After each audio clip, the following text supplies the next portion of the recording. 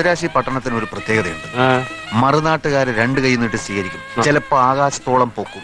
MGR മുഖ്യമന്ത്രി മലയാളി, ഇപ്പൊ മാറിപ്പോയെങ്കിലും ജയലളിത മുഖ്യമന്ത്രി കർണാടകം, രജനീകാന്ത് സൂപ്പർ സ്റ്റാർ അതും കർണാടകം. എനിക്ക് പ്രതീക്ഷയുണ്ട് ചിലപ്പോ ഇവിടെ വെച്ചായിരിക്കും നമ്മൾ സൂപ്പർ ആവുന്നത്. മോഷണത്തിലോ? എന്താ കുഴപ്പം? പറ്റിപ്പും തട്ടിപ്പും തെറ്റല്ല, പക്ഷെ വലിയ നിലയിൽ വേണം. അപ്പൊ സർക്കാർ തന്നെ നമ്മളെ സംരക്ഷിച്ചോളും. അത് ശരി, സർക്കാർ എന്ത് അനാഥാലയമാണ് നമ്മളെയൊക്കെ സംരക്ഷിക്കും? ഓഹരി കുംഭകോണത്തിൽ കോടിക്കണക്കിന് വെട്ടിച്ചു എന്ന് പറയുന്ന ഒരു മഹാനുണ്ടായിരുന്നല്ലോ, എന്തായിരുന്നു അയാളുടെ പേര്? ഹർഷത് മേത്ത. ഹർഷത് മേത്ത. അയാളിപ്പോ എവിടെയോ സുഖമായി ജീവിക്കുന്നു. പിന്നെ ബോഫേഴ്സ് എന്തായി? ഒന്നും ആയില്ല.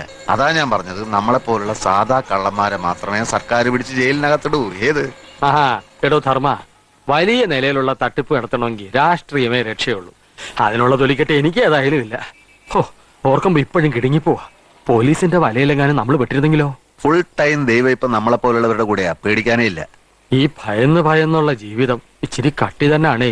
ഇക്കാലത്ത് എല്ലാ ജോലിയിലും ഇത്തിരി റിസ്ക് ഉണ്ട്. ഈ തൊഴിലിൽ അതിന്റെ അളവ് ഇത്തിരി കൂടും. നമ്മളെല്ലാ വെല്ലുവിളികളെയും നേരിടണം.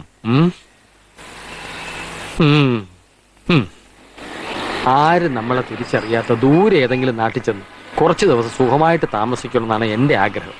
അല്ല, എന്തുദ്ദേശ നടപ്പ്? കൈ 1-2 ദിവസത്തെ റെസ്റ്റ് വേണം. നിന്റെ കൈന്റെ മുറിവൊക്കെ ഒന്ന് കരിയട്ടെ. ആദ്യം നമുക്കൊരു മുറി സംഘടിപ്പിക്കാം. മുറി ക്യാഷ് ഇറക്കട്ടോ? വേണ്ട.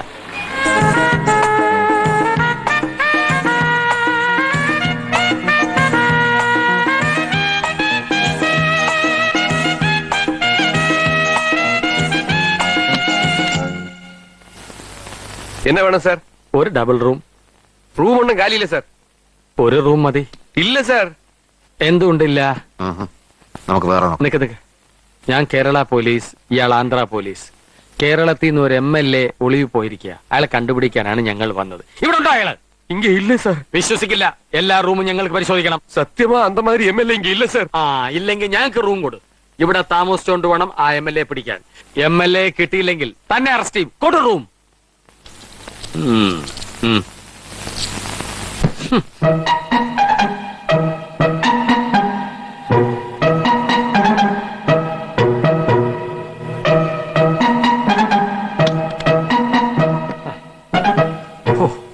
ഒരു കാര്യം ഞാൻ തീരുമാനിച്ചു.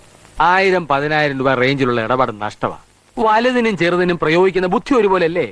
അപ്പൊ പിന്നെ എന്തുകൊണ്ടൊരു വലിയ ഇടപാട് ചെയ്തുകൂടാ? വല്ല ഐഡിയയും തോന്നുന്നുണ്ടോ? തന്നെത്താനെ ഇരുന്ന് ആലോചിക്കരുതോ? അല്ല, അയ്യോ കൈ. എടാ, ഒരു തൊഴിലിന് ഇറങ്ങുമ്പോ അതിന്റേതായ മിടുക്ക് വേണം. ഇത്രയും കാലത്തെ എക്സ്പീരിയൻസ് ഇല്ലേ? ഒരു 5 രൂപ സ്വന്തമായിട്ട് ഉണ്ടാക്കാനുള്ള ബുദ്ധി നീ ഇതുവരെ കാണിച്ചിട്ടുണ്ടോ? ഞാൻ നിന്നെ പോലെ പാരമ്പര്യ മോഷ്ടാവല്ലോ. പിന്നെ നിന്റെ തന്ത പയ്യനൊരു രാജാവായിരുന്നോ? ആരായാലും ചൂണ്ടിക്കാണിക്കാനെങ്കിലും എനിക്കൊരു തന്ത ഉണ്ടായിരുന്നു. ആർക്കറിയാ? അത് കള. നമുക്കേ ഒരു TVയും VCRും വാടക കിട്ടുമെന്ന് നോക്കാം. എന്നിട്ട് കുറെ ഇംഗ്ലീഷ് സിനിമയുടെ കാസറ്റുകൾ കാണാം. നീ എന്താ മലയാള സിനിമയ്ക്ക് തിരക്കഥ എഴുതാൻ പോണോ? മലയാള സിനിമയ്ക്ക് എന്തിനാ ഇപ്പൊ തിരക്കഥ? ചുമ്മാ മിമിക്രി കാണിച്ചോണ്ടിരുന്നാ പോരെ. ഞാൻ പറഞ്ഞതേ ഒന്ന് നേരെ ഇരുന്നേ. ചില ഇംഗ്ലീഷ് സിനിമകളിലൊക്കെ ബുദ്ധിപൂർവം ആളുകളെ പറ്റിക്കുന്ന ചില രംഗങ്ങൾ കാണും. അതിലേതെങ്കിലും ഒന്നെടുത്ത് നമുക്ക് പയറ്റി നോക്കാം. മോനെ ധർമ്മ, ഏട്ടിലെ പശു ഇന്ന് വരെ പുല്ല് തിന്നിട്ടില്ല. പാറശാലക്കാർ അത്ര മോശക്കാരൊന്നുമല്ല. സ്വന്തമായി ഇംഗ്ലീഷ് കാസറ്റ്.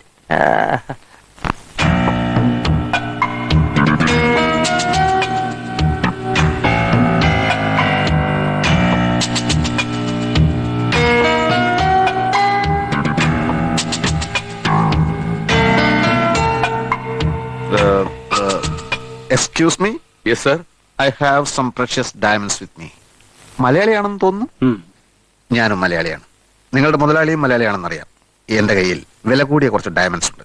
ഞാനത് വിൽക്കാൻ ആഗ്രഹിക്കുകയാണ്. പ്രൊപ്പറേറ്റർ മുറിയിലുണ്ട്. ഞാനൊന്ന് പോയി ചോദിച്ചിട്ട് വരാം സാർ.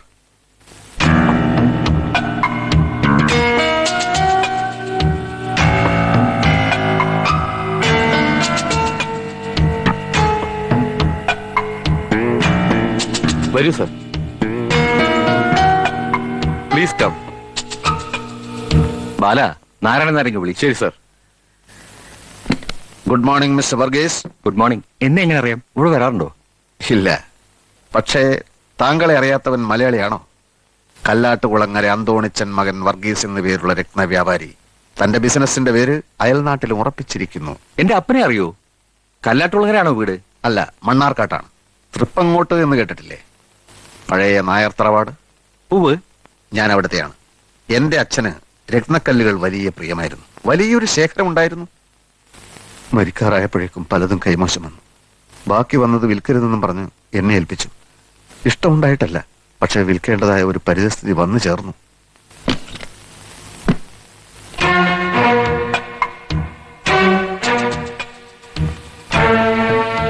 നോക്ക് നാരായണനാരെ,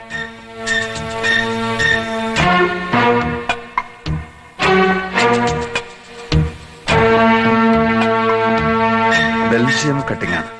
JD30 എന്ന് പറയുന്ന അപൂർവ ഇനം. ബെൽജിയം കട്ടിങ്ങോ? ഇതോ? ബെൽജിയം കട്ടിംഗ് കണ്ട് പരിചയമില്ലായിരിക്കും. ഇത് തീരെ മാറ്റു കുറവാ. ബെൽജിയം ഒന്നും അല്ല ഇത്. ആണെന്ന് എനിക്കറിയാലോ, പക്ഷെ സാധാരണ ബെൽജിയം അല്ല. JD30 എന്ന് പറയുന്ന അപൂർവ ഇനം. അങ്ങനെ ഒരു ഇനമുണ്ടോ? അതാ നിങ്ങൾക്കറിയില്ലെന്ന് ഞാൻ പറഞ്ഞത്. ഒരെണ്ണത്തിന് 500 രൂപ വെച്ച് 5 എണ്ണത്തിന് 2500 രൂപ കൊടുക്കാം. You know nothing about diamonds. ഒന്നിന് 500 രൂപ പോലും. മിസ്റ്റർ, ഒന്നിന് 70,000 വെച്ച് 5-ന് 3,50,000 പറഞ്ഞിട്ട് ഞാനിത് വിറ്റില്ല. Because I know what is JD30. JD30യെ പറ്റി അറിയാത്തവനെ ഇതുപോലുള്ള കടകളിൽ ഇരുത്താൻ പാടില്ല സാർ. Good bye. അല്ല സാറേ, നോ, ഇയാളെന്റെ രത്നങ്ങളെ അപമാനിച്ചു, എന്നെ അപമാനിച്ചു.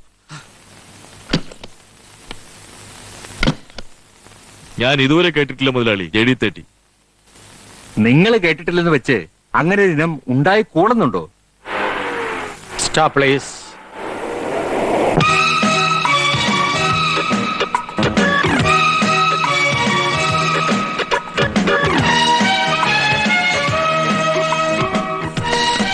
Hammurabi. Diamond section, please. അതാ അവിടെയാണ്. Oh, thank you.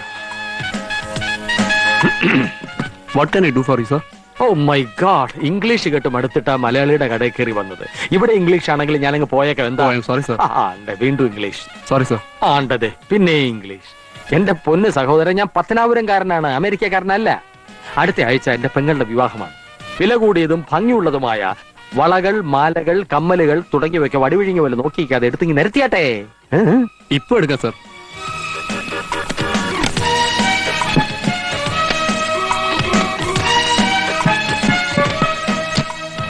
നോക്കിയേട്ടെ, സർ.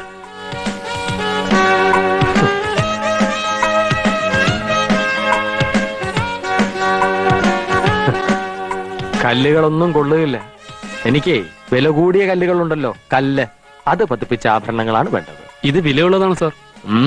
എന്ന് വെച്ചാൽ എന്തു വില വരും? അതൊന്നിന് 10,000, 15,000. 10,000, 15,000. മിസ്റ്റർ, ഈ വിലയുള്ള കല്ലുകളാണ് എന്റെ പശുക്കളുടെ കഴുത്തിൽ ഞാൻ കെട്ടിക്കൊടുക്കുന്നത് മണിയായിട്ട് കിലുങ്ങാൻ. 10,000, 15,000. എന്റെ സുഹൃത്തെ, ഞാൻ ഉദ്ദേശിച്ചത് 1.5 ലക്ഷം രൂപ വിലയുള്ള രത്നങ്ങളാ. ബെൽജിയം കട്ടിങ്ങുണ്ടോ? JD30 ഉണ്ടോ? അത് ഇല്ല അല്ലേ?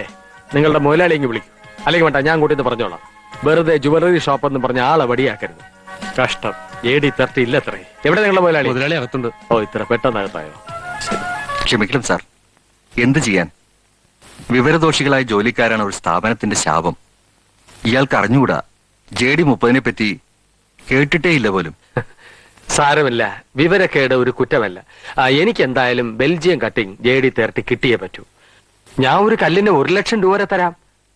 ബെൽജിയത്തിൽ നിന്ന് ഇമ്പോർട്ട് ചെയ്ത് തന്നാലും കൊള്ളാം. 5 or 10 ഡയമണ്ട്സ് വേണേ ഞാൻ എടുക്കാം. അഡ്വാൻസ്. ഒരാഴ്ചക്കകം എനിക്ക് സാധനം കിട്ടണം. അഡ്വാൻസ് വാങ്ങിയിട്ട് എന്ത് കാര്യം? കയ്യിൽ വന്ന ഭാഗ്യം തട്ടിക്കളഞ്ഞില്ലേ? ഭാഗ്യമോ? തട്ടിക്കളഞ്ഞെന്നോ? അല്ല, ഒരാഴ്ചക്കകം JD30 സംഘടിപ്പിക്കാന്ന് വെച്ചാൽ എനിക്ക് തോന്നുന്നില്ല സാർ. ശ്രമിച്ചു നോക്കൂ. ഞാൻ എന്റെ കാർഡ് തരാം. കിട്ടുമോന്ന് വിളിച്ചു പറഞ്ഞേക്കൂ. അബുറാബി.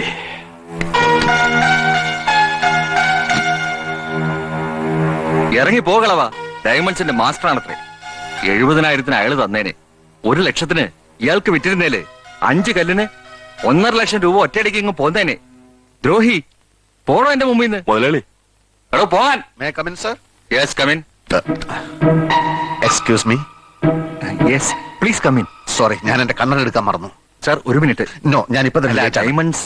No diamonds. ഞാനത് നിങ്ങൾക്ക് വിൽക്കാൻ ഉദ്ദേശിക്കുന്നില്ല. സാർ നല്ല വില തരാം. ഇല്ല മിസ്റ്റർ, വിൽക്കാൻ ഉദ്ദേശിക്കുന്നില്ലെന്ന് പറഞ്ഞില്ലേ? സാർ പ്ലീസ് സാർ ഒന്ന് നിൽക്കണേ. Sir please. Sir no no. ആ നാരായണൻ നായർ ഒരു കഴുതയാ. അതെ അതെ, അയാൾക്ക് വേണ്ടി ഞാൻ മാപ്പ് ചോദിക്കാം സാർ. 50,000 തരാം സാർ. നടപ്പില്ല. 60, സാധ്യമല്ല. 70. 75 ആലോചിക്കാം. അതിച്ചിരി എങ്കിൽ ആളെ വിട്. ഏറ്റു ഏറ്റു